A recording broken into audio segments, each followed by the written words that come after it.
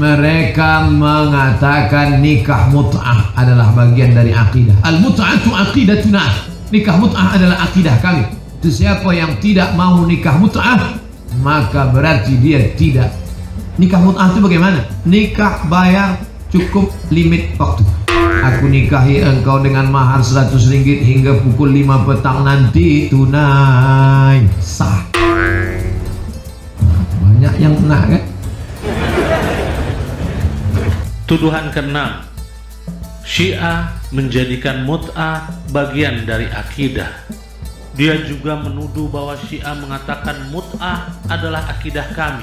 Jawaban kami, di dalam kitab apa terdapat pernyataan ini?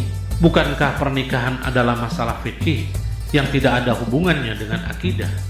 Sekarang yang ingin kita tanyakan kepada ustadz tersebut, bagaimana pendapat Anda dari pernyataan sahabat Nabi tentang nikah mut'ah sebagaimana terdapat dalam kitab Al-Muhalla bil Athar karya Ibn Hazm jilid 9 terbitan Darul Kutub Al-Ilmiyah cetakan pertama tahun 2003 halaman 129.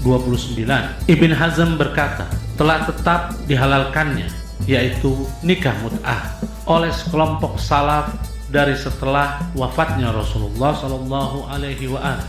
Di antara salaf tersebut adalah berasal dari kalangan sahabat Nabi seperti Asma binti Abu Bakar, Jabir bin Abdullah, Ibn Mas'ud, Ibn Abbas, Muawiyah bin Abu Sufyan, Amr bin Hurais, Abu Said Al-Khudri, dan Salam. Mut'ah ini akidah, sebenarnya bukan akidah, dia adalah maksiat ya. Tetapi maksiat tersebut berpahala masalahnya. Barang siapa yang mut'ah sekali kedudukannya seperti ini. Barang siapa mut'ah 2 kali kedudukannya seperti ini. Barang siapa 4 kali seperti Al-Hasan Al-Husain atau seperti Ali bin Abi Thalib. Ya, Masya Allah, sudah mut'ah enak, surganya tinggi. Makanya dimasukkan dalam apa? Akidah ya. Nah, mereka meyakini mut'ah adalah pernikahan tanpa wali, tanpa saksi, dan boleh sekali jima, dan boleh beberapa hari, boleh beberapa jam, terserah.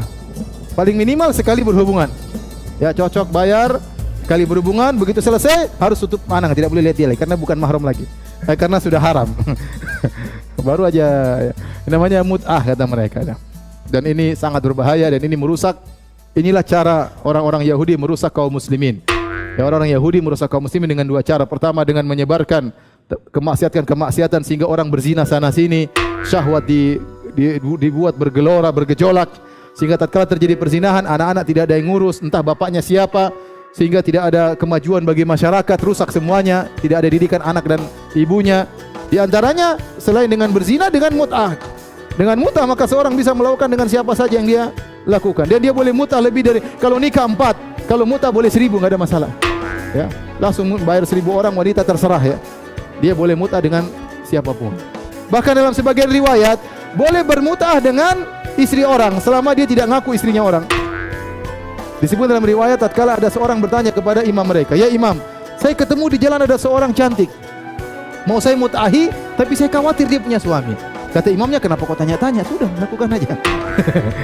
Selama dia tidak ngaku dia adalah pezina atau istri orang, lakukan saja ya. Oleh karena pernah kejadian besar, ada seorang ustadz mereka ya di Irak atau di mana, dia kejatuhan HP-nya hilang. Didapati oleh salah seorang muridnya, dibuka, ternyata isinya ada video dia sedang bermut'ah dengan istri temannya. Jadi dengan istri muridnya. Jadi heboh tatkala itu. Karena mereka meyakini boleh ya. Dan mut'ah ini ya hakikatnya adalah apa? Zina.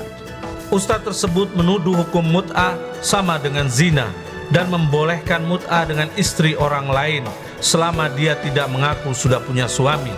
Namun yang kami sayangkan, Ustadz cerdas itu tidak membawakan satu dalil pun. Yang ada hanyalah dongeng belaka. Sekarang mari kita lihat apakah riwayat mut'ah itu ada di dalam kitab ulama muslimin.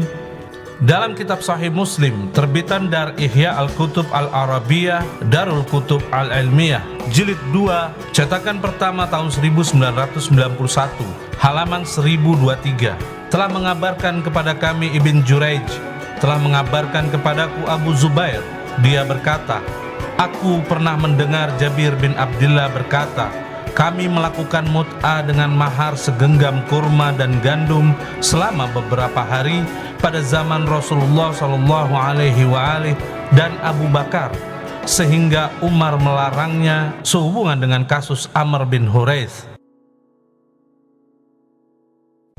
Riwayat ini menjelaskan bahwa pernikahan mut'ah yang disamakan dengan zina oleh ustadz tersebut masih berlaku setelah Rasulullah SAW tiada, sebagaimana yang telah dinyatakan oleh seorang sahabat Nabi SAW, yaitu Jabir bin Abdullah Al-Ansari.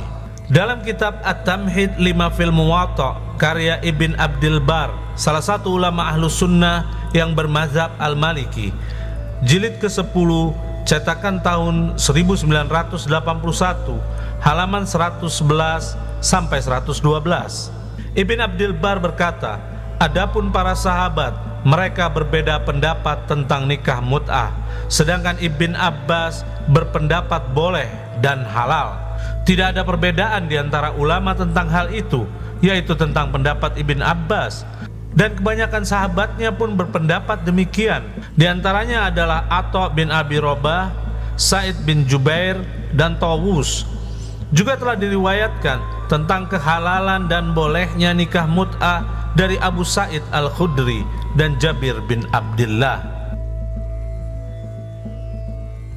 Dalam kitab tafsir Al-Quranil Azim karya Ibn Katsir, salah satu ulama Ahlus Sunnah yang bermazhab Asy-Syafi'i, jilid 2, terbitan Dar Tibah, cetakan kedua tahun 1999, halaman 259. Ibn Katsir berkata, dan telah diriwayatkan dari Ibn Abbas dan sekelompok sahabat pendapat akan kebolehannya, yaitu bolehnya nikah mut'ah untuk keadaan darurat, dan itulah riwayat dari Imam Ahmad bin Hambal.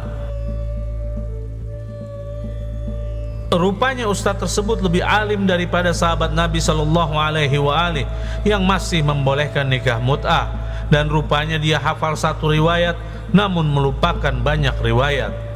Sekarang mari kita lihat bagaimana jenis pernikahan yang difatwakan oleh imam ustadz tersebut, yaitu Ibn Baz.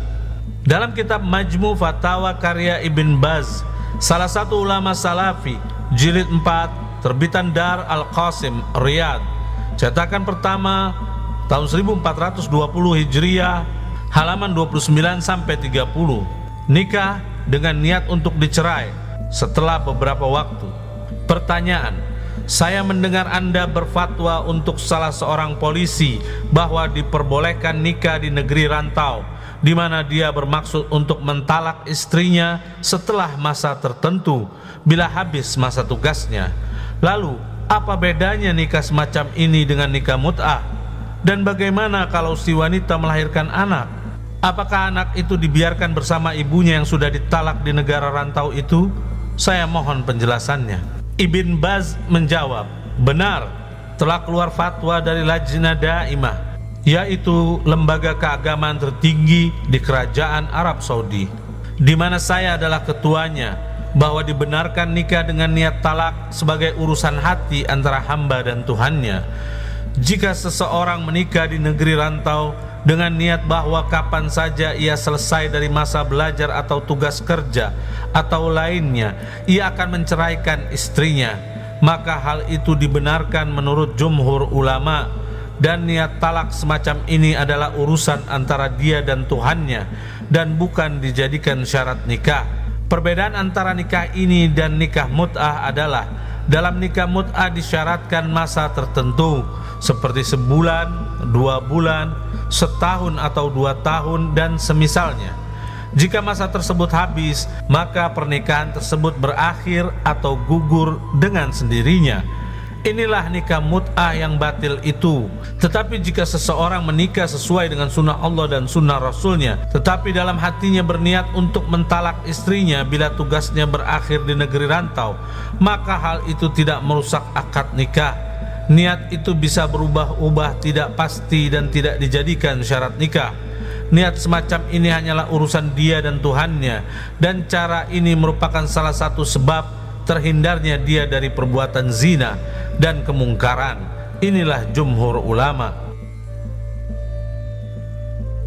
Mungkin yang jadi alasan bagi mereka berkaitan dengan mut'ah, mut'ah ini kita pernah mendengar bahwasanya pernah dihalalkan di zaman Nabi. Ya. Dan kemudian inilah yang dipegangi bagi mereka sampai hari ini.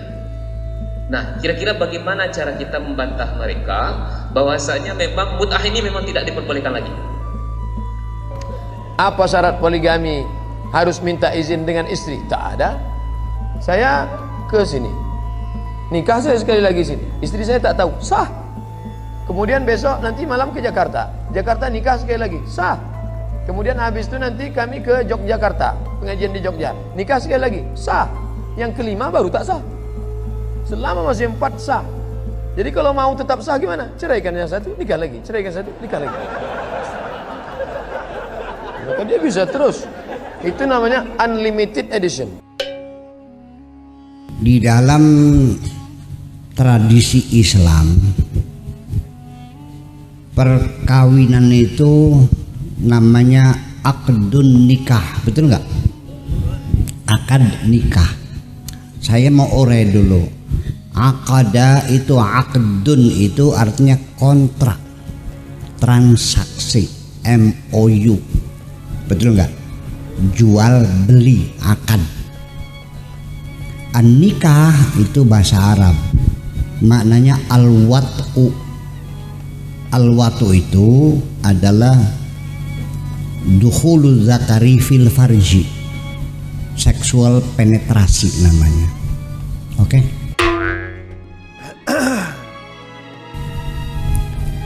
Kata itu saja saya sudah tidak berkenan secara hati nurani. Masa kita hidup ingin mencari seorang teman sejati seumur hidup, ingin berbagi kebahagiaan dengan kontrak sanggama, betul nggak? Kami serahkan penilaian fatwa ini kepada para pemirsa.